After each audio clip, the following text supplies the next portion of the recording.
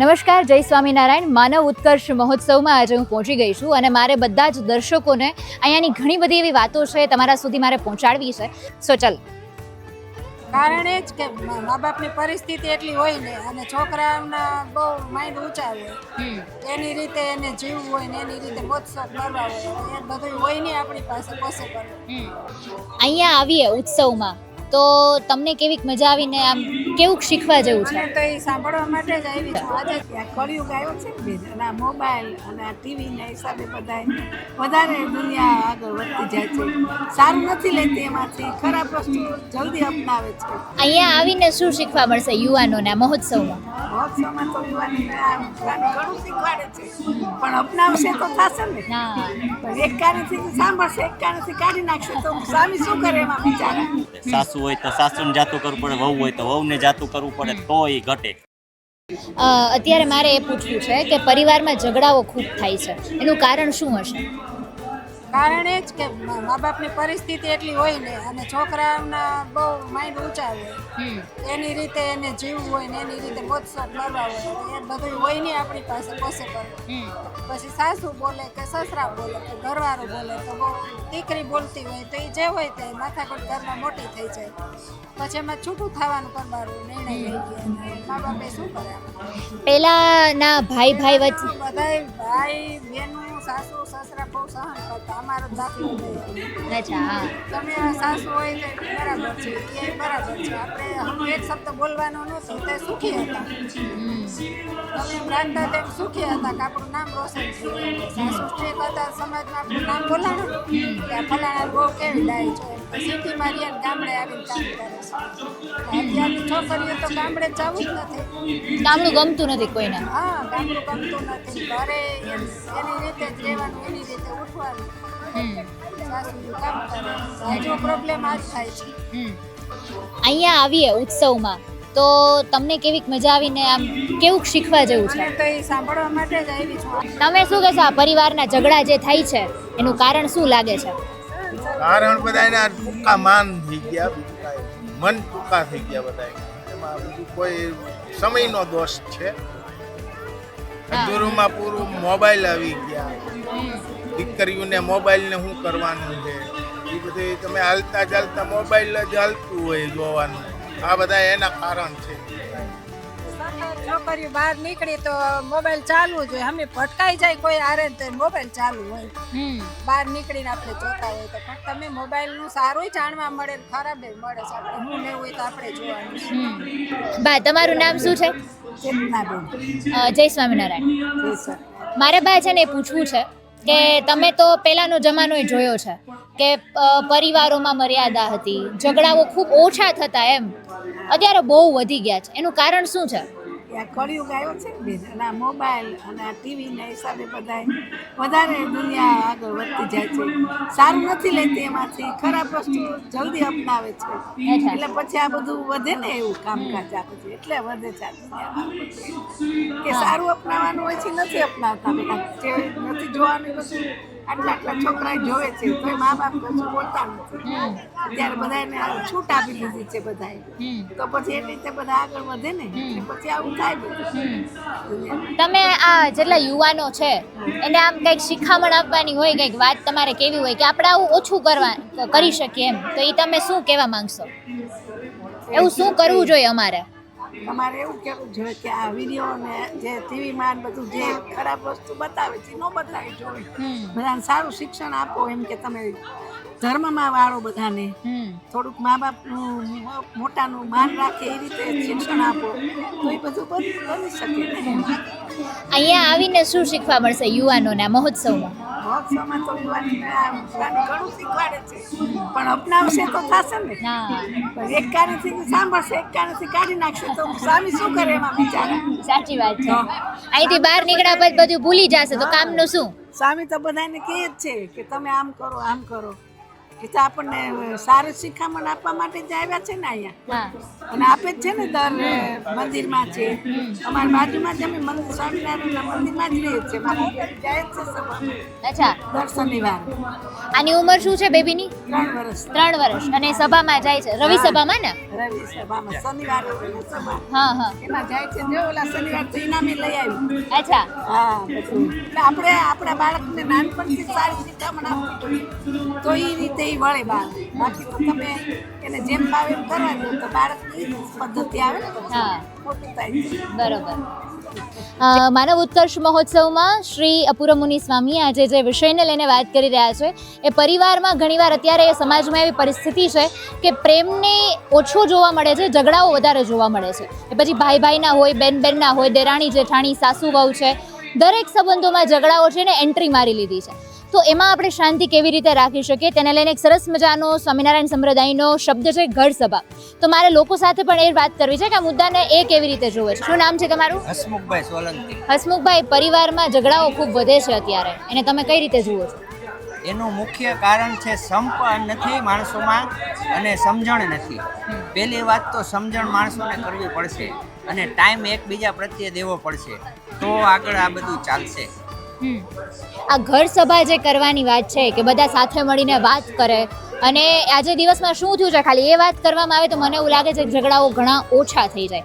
તો સમાજમાં જે ઝઘડા વધે છે એનું કારણ શું છે?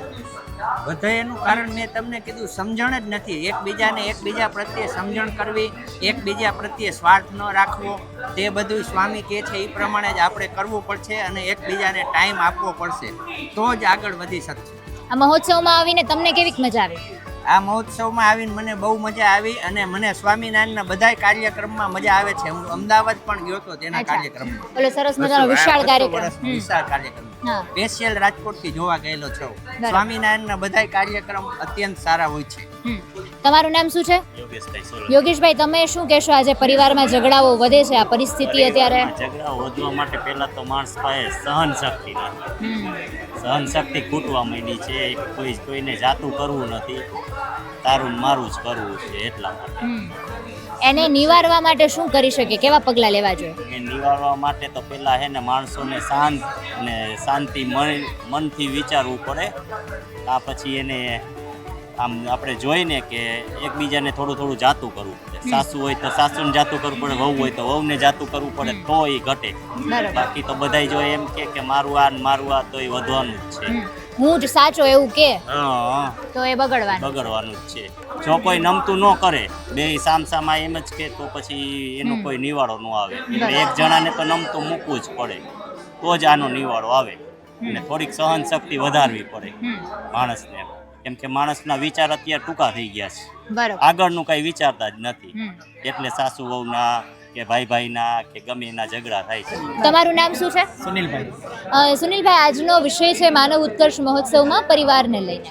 અત્યારે સમાજમાં ઝઘડાઓનું વાતાવરણ ખૂબ છે કે મર્યાદા ક્યાંક ને ક્યાંક જોવા નથી મળતી અને વારંવાર ઝઘડાઓ થાય છે.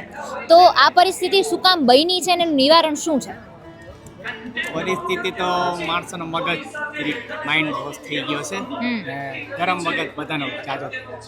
એકચ્યુઅલી બહુ કામમાં ધ્યાન નથી દેવાતું, મોબાઈલનો ઉપયોગ વધારે થઈ ગયો, એકબીજામાં છોકરાઓમાં પ્રત્યે પ્રેમ ઓછો થઈ ગયો છે અને વાતાવરણ થોડુંક ચેન્જ થઈ ગયું છે. લાઈફસ્ટાઈલ બધાની બગડી ગઈ છે, થોડી ફેરફાર થઈ ગયો. ફરવું મોબાઈલ વાપરવો અને કોઈ એજ્યુકેશનમાં થોડુંક ધ્યાન ન દેવું, ઘણી બધી વાતો ખૂટે એવી નથી. હા, અહીંયા માનવ ઉત્કર્ષ મહોત્સવમાં શું શીખવા મળ્યું તમને? અમે હજી થોડીક વાર 10 મિનિટ 15 મિનિટ જ થઈ જશે. અચ્છા. હજી પ્રદર્શનમાં જોયું બધું વ્યવસ્થિત છે, સમજવા જેવું છે. બરોબર. આપનું નામ શું છે?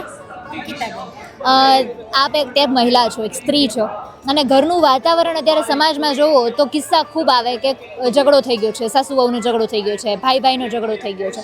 તો આવું શું કામ બને છે? તમને શું લાગે છે? બસ મારાને અત્યારે ક્રોધ, ગુસ્સો બધાને, અને કોઈનું કોઈ આમ કોઈ સાંભળી ના લે, એમ સામે તારા જવાબ આપવું જો અત્યારે એમ કોઈનું આમ સહન શક્તિ નથી રહી. બરોબર.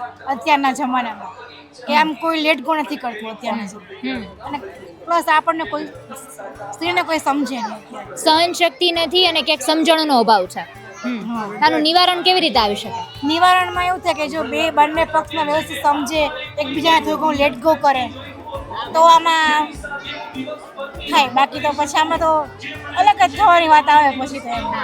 અને ભાઈ ભાઈમાં કે ઓલું થાય તો આપણે બોલીએ તો ઘરમાં ન બોલાય, આપણે એમ થાય દીકરીને બોલાય. હા, શું નામ છે તમારું? રાજેશભાઈ રૂપારેલી. રાજેશભાઈ, તમે ગઈકાલે આવ્યા હતા અહીંયા માનવ ઉત્કર્ષ મહોત્સવમાં? એકચ્યુઅલી છે ને આ ગયા વર્ષે બી આવેલો, અચ્છા. અને આ વખતે જે આ રક્તદાનનું આયોજન હતું ને બહુ સરસ હતું. હા. અને ખાસ કરીને અપૂર્વ સ્વામીજી મહારાજ છે ને એ બધા મારા બી અને યંગ લોકોના બી બહુ ફેવરિટ છે, અને એ બહુ બધા યંગ લોકો હા. માટે બહુ પ્રેરણાદાયક છે. હા, મારે એ પ્રશ્ન પૂછવો છે. આજે સ્વામી શ્રી પરિવારને લઈને વાત કરી રહ્યા છે. હર દર્દ કી એક દવા ઘર સભા, આવો આજનો વિષય છે. અત્યારે પરિવારમાં જે ઝઘડાઓ વધે છે એનું તમને શું કારણ લાગે છે? દેખાદેખી, એકબીજાને દેખાદેખી, અને એમ કે છોકરા એકબીજાનું જોઈને વધારે ઓલું કરે છે એમ. બાકી કાંઈ વાંધો ન આવે. સમજદાર છોકરા હોય ને એને વાંધો ન થાવતો, પણ અત્યારે જો ભણતરમાં અમુક છોકરાઓ બધું વધારે સારું લઈને આવે એના પરથી બીજા આપણા છોકરાને કમ્પેરિઝન બહુ કમ્પેરિઝન છે. હા. એટલે એના માટે જ દરેક ક્ષેત્રમાં અપૂર્વ મુનિ સાહેબ comparison બહુ થી. સરસ રીતે એના માટે એ સમજાવે છે. લોકોનું ડાયરેક્શન સ્વામીજીનું બરોબર છે. સ્વામી શ્રી અત્યારે જે સમજાવે છે એમાંથી શીખવા જેવું કઈ કઈ મુદ્દાઓ તમે કહેશો? શીખવા જેવું તો ઘણું છે, એ મારા ફેવરિટ છે. અચ્છા. અને ખાસ કરીને યંગ લોકો માટે છે ને બહુ પ્રેરણાદાયક છે. એને યંગ લોકો, અમે તો હવે ઠીક છે અમારી ઉંમર થઈ ગઈ, યંગ લોકો ફોલો કરે તો બહુ સારું છે. આપણે એવું શું કરી શકીએ કે પરિવારમાં એક જે મર્યાદા જે નથી રહેતી ક્યાંક એ આપણે પાછી રાખી શકીએ, અને આ જે ઝઘડાઓ છે ને એને રોકી શકીએ? શું કરી શકીએ આપણે? એમાં તો શું છે, એના મા બાપ જ કરી શકે, અને બીજું તો કોઈ ન કરી શકે. ઓકે. જે કુટુંબ હોય એ જ કરી શકે, બીજું તો કોઈ કરી ન શકે. શું નામ છે તમારું? પ્રવીણ માવજીભાઈ વાઘેલા. પ્રવીણભાઈ, અત્યારે આપણે વાત કરીએ તો સ્વામી શ્રી પરિવારના મુદ્દાને લઈને વાત કરે છે કે બહુ ઝઘડાઓ વધે છે. ભાઈ ભાઈ વચ્ચે બાજવાનું થાય, બેન બેન વચ્ચે બાજવાનું થાય, દેરાણી જેઠાણી સાસુ વહુ. એનું કારણ તમને શું લાગે છે? સહનશીલતા કોઈ નથી. સહનશીલતા હોય ને તો કોઈ વસ્તુ આ થાય જ નહીં. એકબીજાને સમજીને બેસીને સાંભળી લે ને બે ઘરમાં એક સુખ શાંતિથી રહી શકે. પહેલાનો સમય કેવો હતો ને અત્યારે શું બદલાયું છે? પહેલાંમાં ને અત્યારમાં તો ઘણો ફરક છે. પહેલાંમાં જે જીવન હતું એ સામાજિક હતું, પરિવાર સાથે રહેતા. અત્યારનો જો યુગ આખો ફરી ગયો છે. બરોબર. અહીંયા આવ્યા છો તમે ઉત્સવમાં, અને સ્વામીશ્રીને ત્યારે તમે સાંભળો છો, શું બાબત અહીંયા શીખવા મળશે યુવાનોને? તમને શું લાગે છે? ઘણો ફરક પડશે યુવાનોને. જો આ સાંભળીને મગજમાં ઉતારે તો પરિવારમાં પણ એને ઘણો સુધારો થશે. બરોબર. આપનું નામ શું છે? હિરેનભાઈ મકવાણા. હિરેનભાઈ, મારે પરિવારના મુદ્દાને લઈને વાત કરવી છે કે અત્યારે ઝઘડાઓ શું કામ વધે છે? કોઈ પણ પરિવારમાં અત્યારે સહન શક્તિનો અભાવ છે. જેવો જે સવાલ થાય એનો જવાબ ફટ દઈને આપી દેવામાં આવે છે, પછી નાના હોય કે મોટા બસ તરત જ જવાબ આપી દેવાનો. એ જ ઝઘડાનું મૂળ કારણ છે. યુવાનો ક્યાંક દિશા ભટકી ગયા છે એવું અત્યારે આપણે કહેતા હોય છે, અને ક્યાંક ને ક્યાંક મર્યાદા બહુ ઓછી દેખાય છે. પહેલાંના સમયની વાત કરીએ, અત્યારના સમયની વાત કરીએ તો એનું કારણ શું લાગે છે? અત્યારે બહારની દેખાદેખી બહુ જ વધી ગઈ છે, અને પહેલાં એ કર્યું તો હું પણ આ કરું, એ જ મોટો પ્રશ્ન છે. નાનાથી લઈને મોટા સુધી દેખાડો કરવામાં જ જાય છે બધા. આપનું નામ શું છે? દિનેશભાઈ કક્કડ. દિનેશભાઈ, મારે પરિવારના મુદ્દાને લઈને વાત કરવી છે કે અત્યારે ઝઘડાઓ જે વધે છે એનું કારણ શું છે? અત્યારે આમ જોઈએ તો કોઈનામાં ખરેખર સમજણ શક્તિ નથી, અને પારિવારિક ઝઘડાનું કારણ એક જ છે કે જે સમજણ શક્તિ હોવી જોઈએ બધાની, કોમ્પ્રોમાઇઝ હોવું જોઈએ, કોમ્પ્રોમાઇઝ નથી એકબીજાનું. એનું કારણ શું છે કે જો નાનપણથી બધું સમજાવટ કરી હોય ને પહેલેથી મા બાપે સંસ્કાર આપ્યા હોય તો સાસુ સસરા છે એ મા બાપ તરીકે રહી શકે, દીકરા વહુ છે એ દીકરી તરીકે રહી શકે આપણે. પણ એમાં એક જ વસ્તુ છે કે આપણે પહેલાં મોટા એવો જતું કરવું પડે તો નાના જતું કરે. અને આજની યુવા પેઢી છે એ સહનશીલતાવાળી નથી. અત્યારનો જે યુગ છે એ વચલો યુગ છે. અમે પોતે પહેલાં સહન કર્યું, હવે અત્યારે અમે પાછું સહન કરવાનું. એટલે હવે યુગ પ્રમાણે જીવતા શીખી જાય તો પારિવારિક ઝઘડા આવી જ જાય 100%. ઘર સભા એવો શબ્દ અત્યારે આપણને જાણવા મળતો હોય છે, એને તમે કેવી રીતે જુઓ છો? ખૂબ સરસ રીતે જોઉં છું. હમણાં દ્વારકામાં સ્વામિનારાયણનો પ્રોગ્રામ જે ઘર સભા હતી, ખૂબ સરસ સારો પ્રોગ્રામ હતો, ખૂબ સરસ. એની અંદરથી ઘણું બધું જાણવા મળ્યું કે ઘર સભા થવી જ જોઈએ, અને ઘર સભાથી દરેકના સંસ્કારમાં અને ઘણી બધી વિટમણાઓ કુટુંબની હોય પણ એ પણ દૂર થઈ જાય, અને પારિવારિક મિલન થાય ઘર સભાથી. યુવાનોએ પોતાના જીવનશૈલીમાં વિચારોમાં શું બદલાવ કરે તો કદાચ આ ઝઘડાનો વિષય છે ને આપણે એનો અંત લાવી શકીએ. યુવાનોએ એવું જોવું જોઈએ કે આગળ આપણા માતા પિતા જે શું કર્યું છે એનો ઇતિહાસ જો કે ક્યારેય પણ મા બાપ જો ફ્રી હોય ત્યારે જો સંતાનો ખરેખર ફ્રી ટાઈમમાં એને બધી ઇતિહાસ કહે કે ભાઈ અમારા બાપ દાદા આવા હતા કે અમે આવા હતા, અમે આવો સંઘર્ષ કરીને બધું મેળવેલું છે, તો તમને કોઈ દિવસ પારિવારિક તકલીફ ના પડે એના માટે થઈને અમે તમને આ કહીએ છીએ. ને જો એ એના મનની અંદર બેસી જાય તો યુવાઓને આ સંદેશ ખરેખર માતા પિતાએ આપવો જ જોઈએ. અત્યારના માતા પિતા છે ને યુવાનો પાસે બેસતા જ નથી, અને યુવાનોને એવો ટાઈમ નથી ને બેસતા નથી, અને પરસ્પર શું છે લાગણી હોય નથી એવું નથી, પણ મેઇન વસ્તુ શું છે કે થોડોક અભાવ એવો છે કે બધા પોતપોતાના એટલે એવું થઈ ગયું છે કે માતા પિતા બિઝી ક્યાંક છે, યુવાનોએ ક્યાંક બિઝી છે, એમ બધા પોતપોતાના જીવનમાં પડ્યા છે. અહીંયા આવીને કે શું શીખવા મળશે યુવાનોને? હું એ જોઉં છું કે અત્યારે આ તમારો જે ગુરુકુળના છોકરાઓ છે આ બધું યજ્ઞ હોમ હવન અને સ્વયંસેવકો, તો એવું સમજ્યું કે સ્વામિનારાયણ ધર્મ ખરેખર આપણે જે હિન્દુ ધર્મ છે ને ટકાવી રાખવાનો માર્ગ છે આ બધું. નહીં તો અત્યારના છોકરાઓને આ બધું તો મજા જ નથી આવતી. બધાને શું જોઈએ? ક્રિકેટ છે, મોબાઈલ છે, મૂવી છે, બહાર ફરવું છે, શોખમોજ છે, વ્યસન છે. એનાથી આ હું જોઉં છું કે સ્વામિનારાયણ સંપ્રદાયના ગુરુકુળના અને સંતોના ખરેખર કંઈક પ્રયત્ન છે હિન્દુસ્તાનને યુવા પેઢીને સુધારવા. ખૂબ ખૂબ આભાર. જય સ્વામિનારાયણ. જય સ્વામિનારાયણ.